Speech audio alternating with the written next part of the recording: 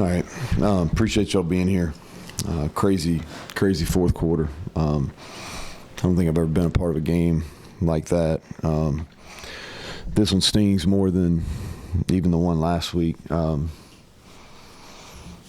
Broke kind of the string of events down here. Let's see if I can get this right. I think we're up 24-20 at the beginning of the fourth quarter, 24-20. 14 minutes and some change, and we run into our own punt returner. So we're going to get the ball back up 4 with 14 minutes to go, and I can't explain it. I can't explain that one. We work that twice a week, that very situation, and that's a hard one for me to explain. And they score, and it's 27-27. We go down and kick a field goal to tie it up, 27-27. They get the ball somewhere around the 30-yard line, give or take. And I can tell you exactly where it was. So they get the ball, 29-yard line. It's either 3rd and 4, 3rd and 5. And I thought our guy was just clearly held at the point of attack. They ran a stack formation to the field. I thought Marcus Floyd clear right out in the open. And then we miss a tackle. Presley goes in to score, 34-27. And then we get the ball in midfield, 4th and 2. And I felt like we were struggling, which proved right. We were struggling to tackle, so went for it right there. And really we should have handed it off. And Garrett played his tail off. Like he played his tail off, gave us a chance to win. Sometimes he thinks he's Superman. He can make all the plays, but that read told him to give it. And he's got to give it. And I'm not faulting him because I thought he's the only reason, we had a chance. He was really good. So they get the ball at midfield, and then from there on out, it's the Ollie Gordon show. He had 150 yards in the fourth quarter. I don't think I've ever seen that. I've never been part of a team that gave up 150 yards in a quarter to somebody. I don't know if we tackled him in the fourth quarter.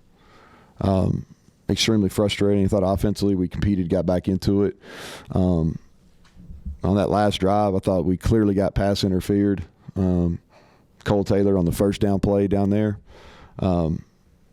So I'll have to get an explanation on that one. But I thought we'd score there and kick again, see what we had. And but that's kind of disappointing, to say the least. I thought this was a game that going in the fourth quarter we had a chance.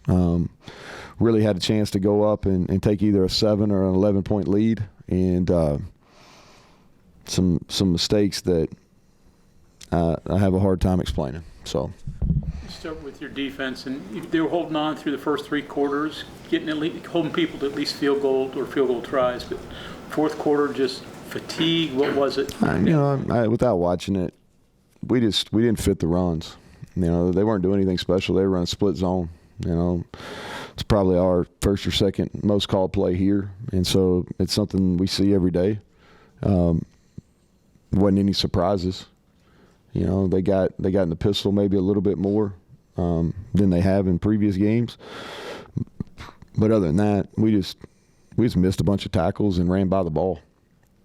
And that's what it looked like from the sideline. Now, I may tell you something different on Monday, but we ran right by the ball and missed tackles.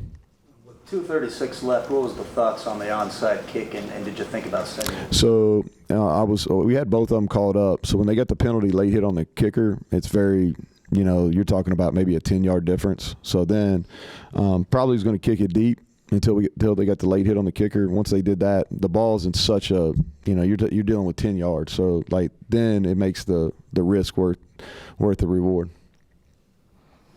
You went unbalanced, heavy set as much as I can remember. You've done it in the past, but was that the most, and why was that sort of the game plan? Yeah, so try to put our best people at the point of attack.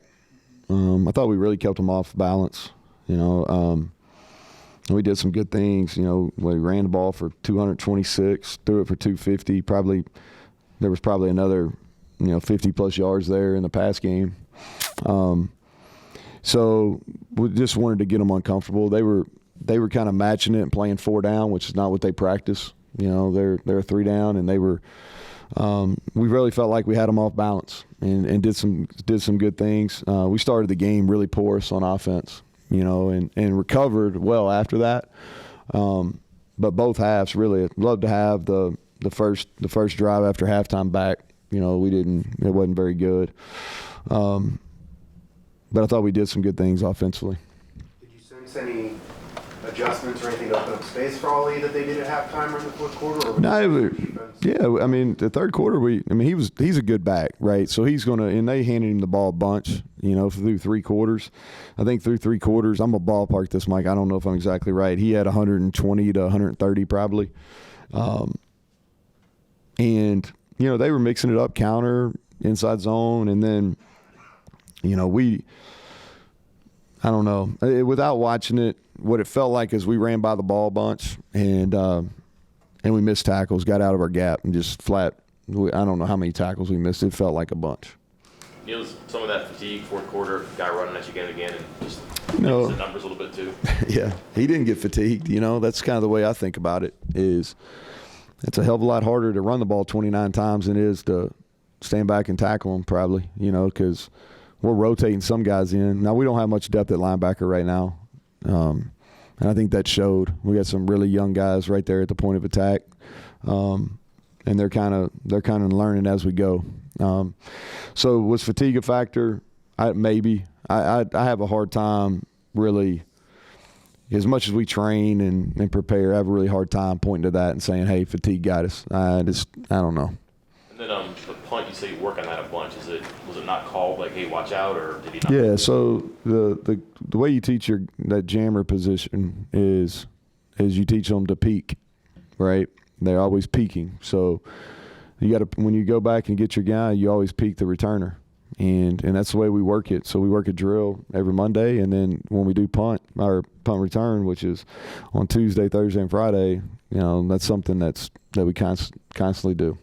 What's Garrett reading on that 4th and 2? It was just a zone read. It was a zone read, and you'll have to ask him. But my jump at my hunch is pretty good with him, and he just tried to make a play. He said, I'm going to make a play, and the end got upfield, and he should have handed it.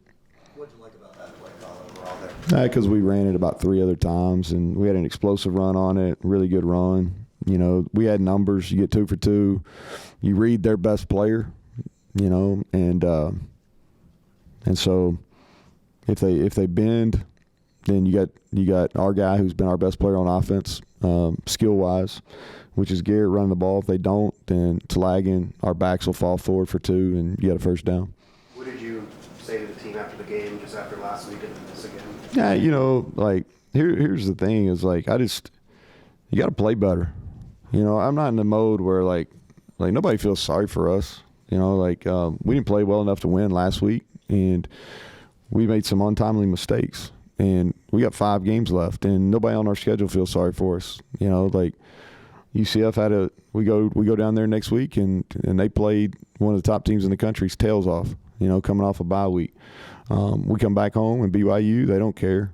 You know, nobody we play on our schedule is going to feel sorry for us. And at the end of the day, man, you got to prepare and you got to go play. And I thought our guys were prepared. I don't think this is a lingering. You know, if we come in here and this game wasn't, then you say, oh, we had a hard time responding. That's not the case. We responded. We're up 24-20 in the fourth quarter, and we don't get it done. You know, and you got to figure out ways to win, especially at home when you're up 24-20. So you don't think the emotions of last week? Say again. You don't think the emotions of last week's loss? No, because we're right there, Greg. You know, like, and here's the same thing. I think it's an easy, like, I refuse to take easy outs. Like, you know, and I'm not, you know, the questions are legit questions, right? Mike asked about fatigue, and that's a legit question. But like, I just refuse to accept that as an answer. You know, they're playing the same schedule we are. You know, they played on Saturday. We played on Thursday. You know, the emotions, like every game's an emotion. You know, every game, you win or lose. You know, there's highs and lows, but you got to be able to respond. And I don't think that game, because we're sitting there with a chance to win, you know, like in the fourth quarter. And like I said this just a second ago, if this was a game that we were never in, or it wasn't competitive or something like that, then yeah, I think then you go and all right, well, how do we get them ready? And we got to really evaluate how we attack the the loss and all that kind of stuff. But that wasn't the case. We're right there in the fourth quarter, a chance to win, and we don't get it done. And that's what you got to go attack is, okay, why are we missing tackles? Why do we not get any separation at wideout on the last drive of the game when we still were in it? Those are the things you got to be able to go back and reevaluate. Is there a better call we could have had on 4th and 2? Those are the things you go back and reevaluate. But I don't think I'm not gonna allow that to be an out for us. Yeah, he had a lower leg injury. No more when I meet with you guys on Monday. I know they sent him for X-rays. That's all I know. Did Tomas warm up? Yeah, he warmed up, but we weren't going to play him. This is just kind of the next phase in his. He needed a day, so we just used the warm up as his kind of. The start, it's 10 out the first quarter, but it's kind of quirky with the turnovers. But did you feel good? Not about the turnovers, but whatever you're talking about there about. Yeah, the response coming back. Yeah, so like we come out and really, man, just like as weird as the fourth quarter was, the first couple of possessions were really weird too. I thought that the ball hits them on the punt return. We get the ball back, and then Cole basically gets the ball taken away from him. We got the ball in the red zone with the chance to really take advantage of something early, and we don't. And then Garrett makes a bad decision, throws it into it, and we're down 10-0. And then I thought we showed some real, determination, heart, however you want to use it, to get back into it and take the lead going into half. So we overcame that slow start. Just need to finish better. There's great coaches all over this conference. What does Mike Gundy do to make things difficult for the non? I don't know. I think it's a player's game, and I'm not taking away from Mike. He went and recruited Ollie Gordon. You know what I mean? The Oliver kid is an elite player.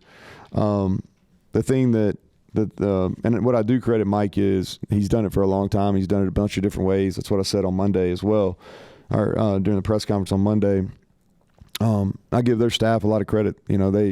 They've gotten those guys back after a really tough loss to South Alabama, and then they've played really lights out since. They had a really close game where they don't turn the ball over, they beat Iowa State, and then they played 2 ranked wins, and then coming in here and winning. So, but he's done a really good job for a long time. Coach Michael Hayes was shook up on that last extra point. How's he doing? Yeah, I'll know more. He got hit in the lower leg pretty good, and so hopeful we'll know a little bit more here when I get with the trainers after this. Okay, thanks, Coach. Yep.